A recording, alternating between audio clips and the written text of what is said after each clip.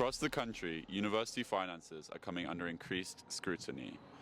Durham, Cardiff and Edinburgh have all announced multi-million-pound deficits, while The Guardian reports that 1 in 4 top UK universities is considering major cuts. This would put over 10,000 jobs at risk and raises questions about the financial situation of British higher education. There are many reasons behind these difficulties, with Durham pointing to inflation, frozen tuition fees, and difficulty in attracting international students, while the Vice-Chancellor of Edinburgh University, Professor Peter Matheson, referred to the same issues, as well as the increased costs of hiring new staff. In Cardiff, plans have already been laid out to cut 400 full-time jobs, as well as end courses such as nursing and music. These changes have sparked serious opposition. The Cardiff branch of the University and College Union, which represents academic staff, has called a strike ballot, with votes ending on the 24th of March. Students and staff have also taken to the streets, protesting outside the Welsh Assembly, calling on the Welsh Government to financially support the struggling university. Welsh Minister for Higher Education, Vicky Howells, has already laid out that extra funding is not on the table, but reforms to the sector are under discussion. To find out more about the situation on the ground, we thought we'd ask actual students at the University of Manchester. Hi guys, how are you doing? Hello, good, thanks. How are you? Thanks. I'm good. Could I ask you about the financial situation at British universities? Yeah, of course. On the whole, I'd say they're really underfunded and it's a growing concern for many students, especially with the rumours of tuition fees rising. I've heard especially that Cardiff and Edinburgh are suffering from underfunding in general. Okay, and what are your thoughts? Yeah, I feel like it's not too bad here at the moment in Manchester, but I have friends in struggling universities like Cardiff, Durham and Edinburgh, and they have sort of worries about what will happen to certain teaching staff. At the moment, I think it's okay in Manchester, but we're always worried about the future. All right, thank you very much for your time, guys. Have a lovely day. Bye-bye.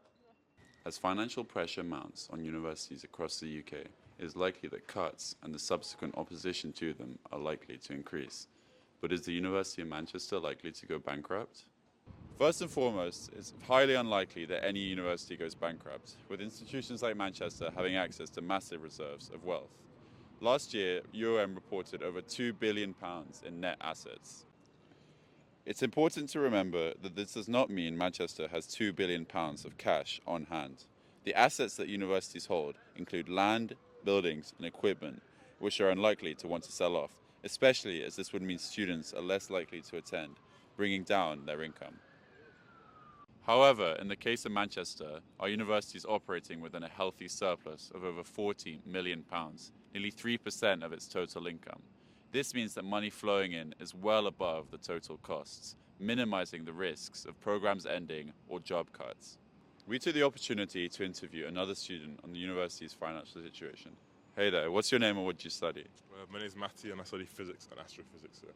What are your thoughts on the reasons why the University of Manchester might have a better financial situation than other universities such as Durham, Cardiff or Edinburgh?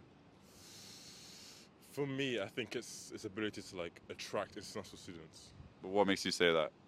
Because in my course especially, there's loads of them. But then again, that could just be my course, isn't it? So. Okay, thank you very much. Have a nice day. At the same time, we have to remember that what goes on in the rest of the country could have a very real impact on students in Manchester. If the government decides the university system as a whole is unsustainable, tuition fees could rise for everyone. Overall, it seems that major cutbacks are unlikely due to the university's strong financial position.